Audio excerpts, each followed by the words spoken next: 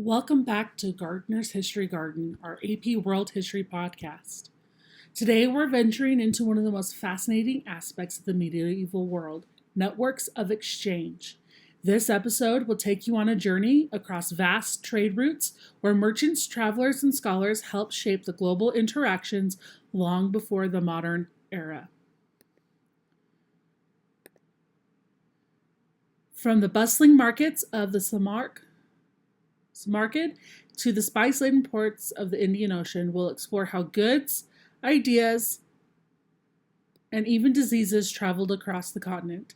And of course, we'll break it all down into digestible insights to help you prepare for your AP exam. So get comfortable and let's hit the road, or sea, as we uncover the networks that connected our world.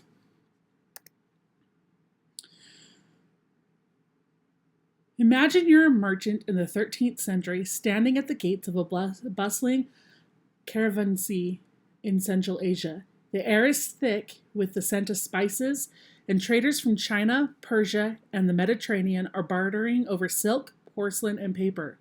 This is the Silk Road, arguably the most legendary overland trade route in history.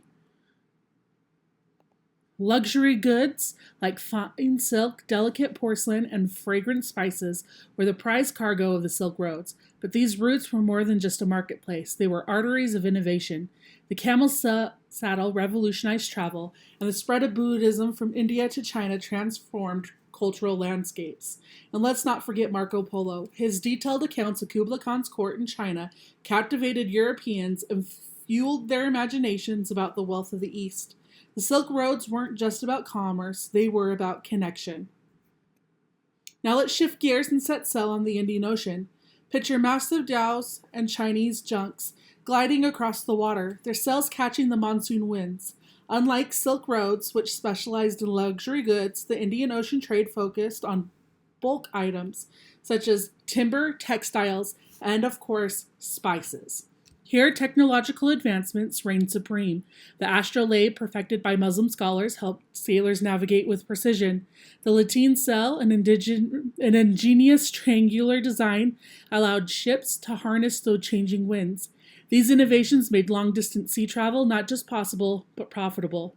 Islam flourished along these routes, shaping the cultures of Southeast Asia and the Swahili coast.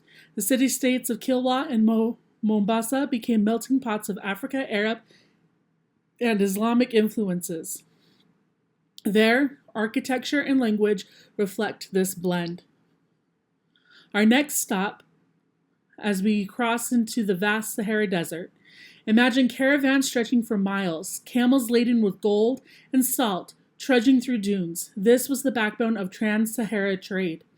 Gold from West Africa empires of Mali and Ghana was in high demand across the Mediterranean. Meanwhile, salt, essential for preserving food, traveled southward in equal measure. And with trade came influence. Islam spread deep into West Africa, shaping cities like Timbuktu into centers of learning and culture. No discussion of this trade network would be complete without Mansa Musa, the legendary ruler of Mali. His pilgrimage in 1324 was nothing short of spectacular. He distributed so much gold along the way that he disrupted local economies for years. Mali's wealth and Mansa Musa's journey underscore just how vital these trade routes were to the medieval world. Lastly, let's talk about the Mongols, an empire that didn't just conquer but connected. Under the Pax Mongolica, trade flourished like never before. The Mongols safeguarded the Silk Roads, ensuring merchants could travel from Europe to China with unprecedented security. And with this movement came ideas. Gunpowder, originating in China, spread westward for ever-changing warfare. Printing technology, medical knowledge, and even cuisine were exchanged across Mongol-controlled territories. But trade wasn't always beneficial. The Mongols unknowingly helped facilitate the spread of the Black Death, a grim reminder that networks of exchange carried both prosperity and peril. Trade routes didn't just carry goods, they carried identities. Buddhism evolved as it moved into China, taking on Zen influences in Japan.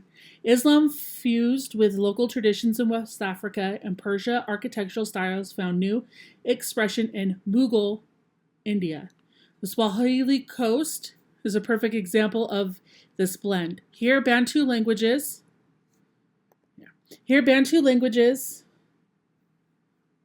merged with Arabic to create Swahili, a language still spoken today. Mosques built with African materials but followed Islamic designs stood as monuments to the cultural exchange. Now let's talk innovation. The astrolabe compass transformed navigation. Gunpowder spread across Eurasia, altering the course of history. And agriculture saw its own revolution. Champa rice from Vietnam allowed China's population to explode, setting the stage for the Song dynasty's economic boom. Even cane played its role. Its journey from India to the Mediterranean laid the groundwork for future plantation economies, a precursor to the transatlantic slave trade.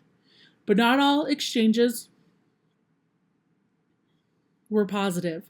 As merchants and travelers crisscrossed the world, so did diseases, the most infamous of all, the Black Death. Carried by fleas on rats, the plague devastated Eurasia in the 14th century, wiping out nearly half of Europe's population. The social and economic effects were profound. Labor shortages upended feudal systems, wages rose, and Europe underwent dramatic changes. It was a sobering reminder that interconnectedness had its dark side.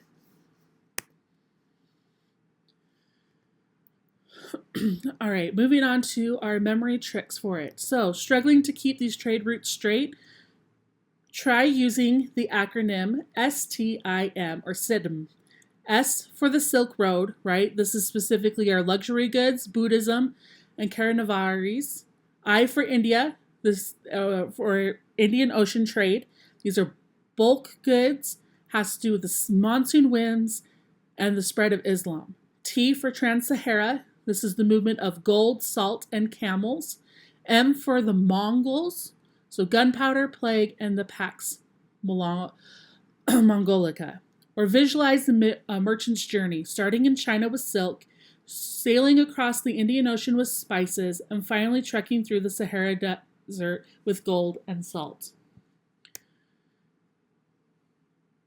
For multiple choice questions, focus on cause and effect relationships, like why did the Mongols facilitate trade?